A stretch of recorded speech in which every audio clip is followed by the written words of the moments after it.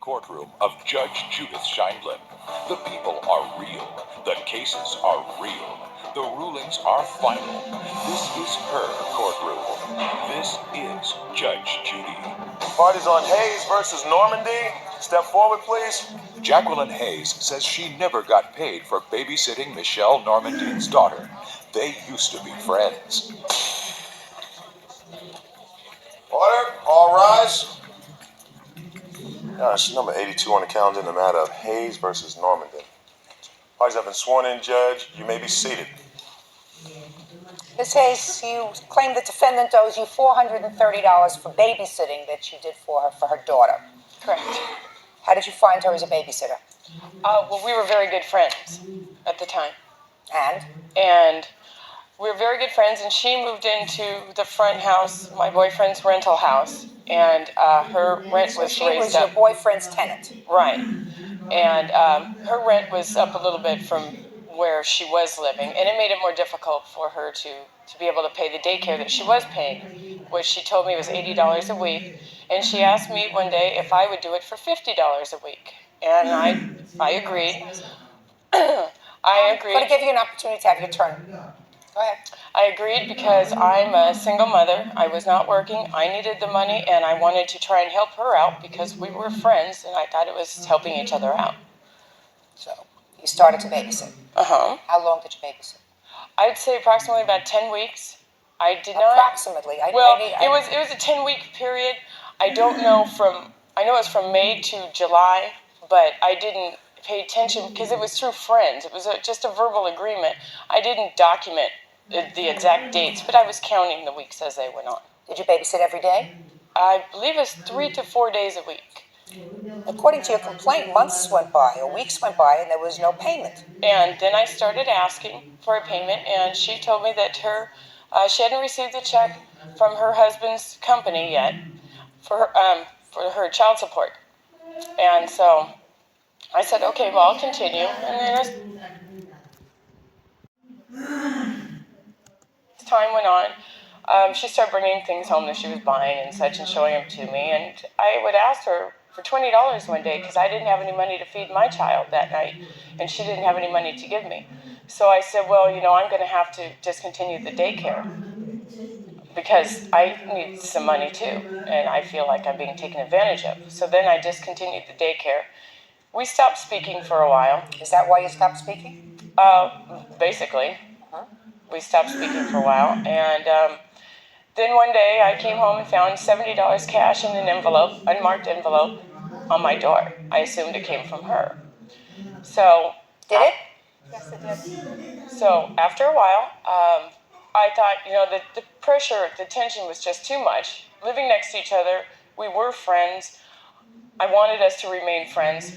And so I asked again if she could give me any more money towards outstanding balance, and I sent her a collection letter at that time. And she didn't respond because I sent it certified and there was no pickup. So we stopped speaking once again, and I sent her this collection letter, in which I have, if you'd like to read it. And this one states basically the whole story. And it's very nice, it's very professional, and I just wanted her to know that I was serious, that I would go file a claim if she didn't make some type of compensation. But I need more specific dates from you than you've given me about May. I just know from May to July. Well, the beginning of May, the middle of May. Yeah, I would say the middle of May through July. Now it's your turn. I have receipts from the daycares that she was going to. Jackie offered to watch her. She volunteered to watch her a couple days a week to help me out because I was not receiving child support yet from my soon-to-be ex-husband. Okay. There was no set rate. There was no set days. There was no set weeks. She would always offer to cook, and she loved to barbecue. She'd have people over whenever at her boyfriend's house.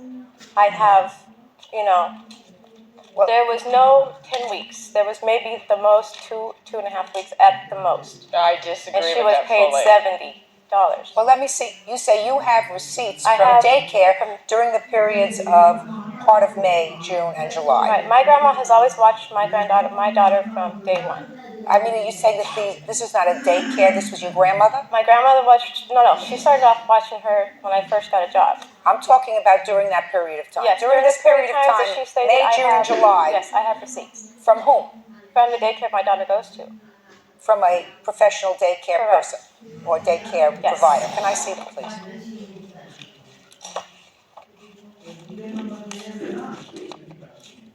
How many days a week were you working at that time?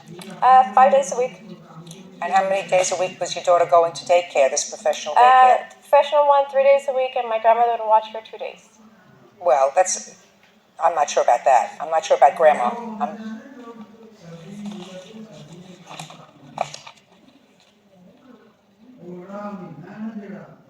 Well, you have something here that seems to be a full balance with tuition and how many payments you made starting August 6th. Who is that from? That's from the school she goes to right now, Sherry's preschool. And this is August of '96 that you're referring to. No, it doesn't. See, the week that I discontinued the daycare, she started going to someplace Sherry. else. Well, that's what this seems to say, August of '96. But I have to have some more specifics from you, Ms. Hayes. And that is, how many days a week? I want to say it was 3 days, sometimes 4. Her grandmother did take her, I believe it was on Tuesdays. Mondays, Wednesdays, and Fridays. I had her at least 3 days a week, sometimes 4.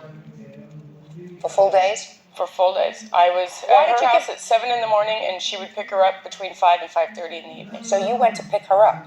I would pick her up, yes. She volunteered to do this so that way also her son has someone to play with. No, I don't believe that sorry. that's true, Miss Norman. No, I never said it was for free. Right. I don't believe that that's true. I don't believe that you watch She was another paid child. $70. It wasn't for free. Listen to me. I don't believe that you watch another child for 10 hours. How old is your daughter? She's 3. You don't watch a 3-year-old for 10 hours without being compensated, even for a friend. Judge Judy will continue in a moment. She gave a phone number also. So, what do you expect me to do? You want me to get off the bench and go call her?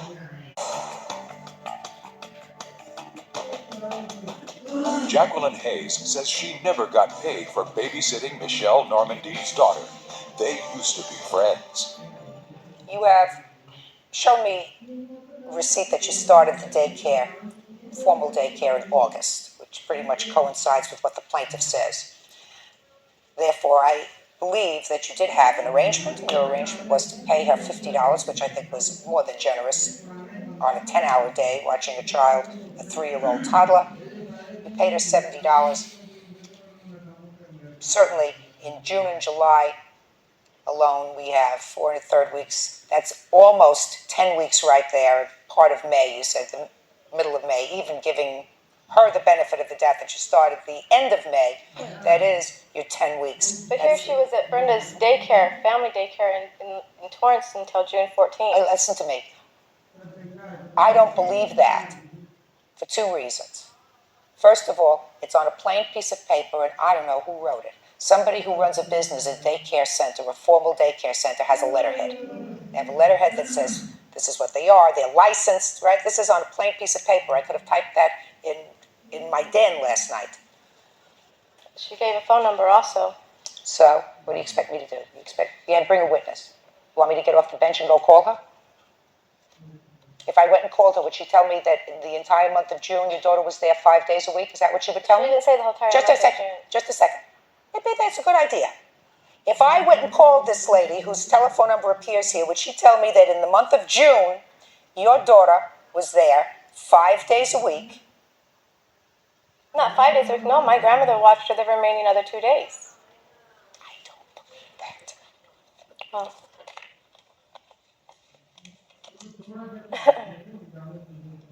Your grandmother lives clearly in this area. If you had a witness, you'd bring a witness. She has hip problems. That's why she continues to not watching her no more. That's why she goes to day's care full time. Hip problem doesn't prevent you from coming to court. Hip problem may prevent you from running after a 3-year-old toddler, but doesn't prevent you from coming to court. It's just convenient. All right. She owes you $500. She paid you $70. $430. Did I get that right, Bert? Yeah, right. $430. It was very quick. 4:30. Judgment is for the plaintiff for $430. Thank you. Parties are excused, you may step out. It was very hard living next door to each other. Our kids wanted to play together. They weren't able to because we weren't speaking. It was very, very difficult. I enjoyed her daughter. She's a wonderful girl. And I really enjoyed the time. But I needed to be paid as well as I was trying to save her money. Friends need to really take a look at each other and just show more respect for the ones that really care. And now, the next case. Parties on Costanza versus Altshuler. Step forward. Claire Costanza moved in with roommate Darlena Altshuler, and their friendship blew up in a month. You two gals were former roommates, shared an apartment together. According to your complaint, your former roommate owes you for half a month's rent and half the security on an apartment that you shared.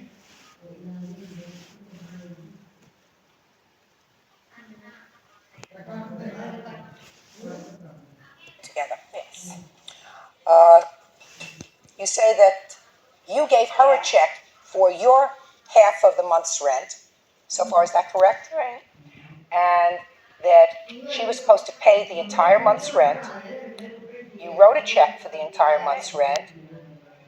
You gave it to the landlord, correct? Correct. And then you had a fight and you stopped payment on the check. Well, it wasn't like a fight. It was when I decided to give her notice that I would be moving out at the end of the month. But you stopped payment on the check. After her threats and I'll get to that in a second. I'll get to the fluff of this story in a minute. But bottom line, you stopped payment on the check and you kept the money, right? right, Which included the half that she had given you. right. Well, why'd you do that for? Because I took my part of the security deposit and paid the rest of the bills that she mailed back to my parents' house. Well, but you can't do that. She gave you the money to pay the rent. And I had full intentions of paying the rent until she just completely blew up and threatened me, saying that I couldn't step foot anywhere near there. And so that's when I decided to stop. Let's go back. How long did you live together? A month. What happened? What was your argument about? When did it take place? Well, I'm not sure what the threats are, but we had a dispute when she told me she was moving out. I guess I was upset that she was moving out, and I said, well, you have to pay the rent. She said she would, and she did for about 2 weeks. And then, how did she pay the rent for 2 weeks? Well, she paid the rent and then stopped payment. I found out at the end of the month. The end of the second month? Yes, July. My landlady had informed me that the payment was stopped on the check and that I needed to repay the rent or someone was responsible. And I told her to return the keys, and she would not. I said, you don't live there. I think that you need to give them back. She took about a month. Was she living in the apartment at the time? No. So this was after that all happened? It was like the same day that she had moved all her stuff out. I called and said, you need to return the keys. I see. And what day of the month was July that? 2nd.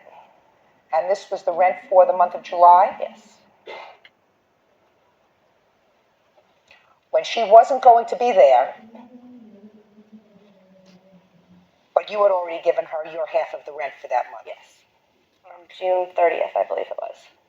Okay. And how much was the security deposit that you put into the apartment? It was $500 total, $250 each. And how much was your part of the rent? $307.50. Judge Judy will continue in a moment. Two people who don't love each other should never room together. Right. But that's always a terrible beginning to a live-in situation. That's what keeps me in business.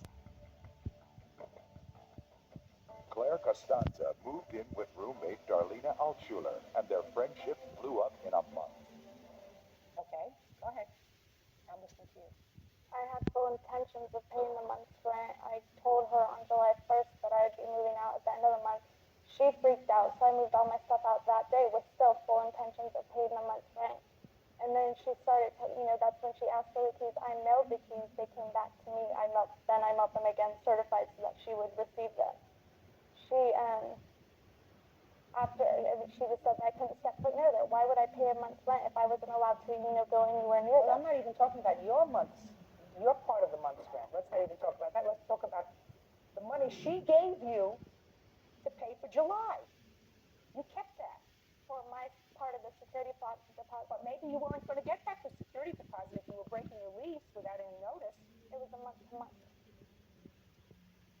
But you're supposed to give notice even on a month to month. That was my mistake. I didn't give notice to the landlord. I gave notice to her, and I know that. That was my mistake.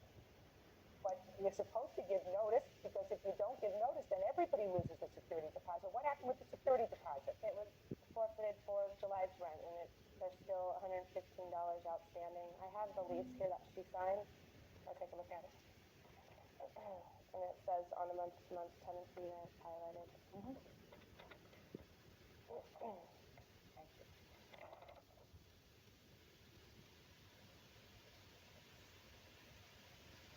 You signed the lease. The lease says you're supposed to give the landlord 30 days notice.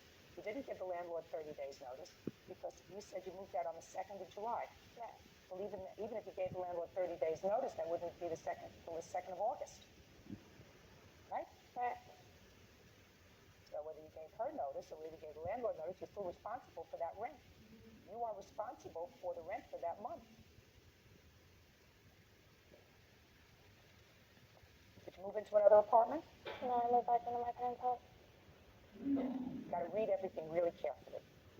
How old are you? 19. Okay. So it's a good lesson. You understand that? Yes, but her side also, when you have someone that's threatening bodily harm and spitting on you and stuff, and you want to get your money back, you understand that she tried to do it right. She paid the rent even though she was moving out. Granted, because she didn't do it to the landlord, it's wrong. Stand up here. Just because she didn't do it to the landlord, we agree that's wrong, but when someone threatens bodily harm and tries to spit on I am pregnant. you were You were not there. we have every message written down. Are you Miss Alchula? O'Brien. Oh, Miss O'Brien. Two people who don't love each other should never room together. Right. I don't know how long these young ladies knew each other before they decided to move in together. I don't know what the circumstances were. But that's always a terrible beginning to a live-in situation. That's what keeps me in business, these roommate situations. Judge Judy will continue in a moment.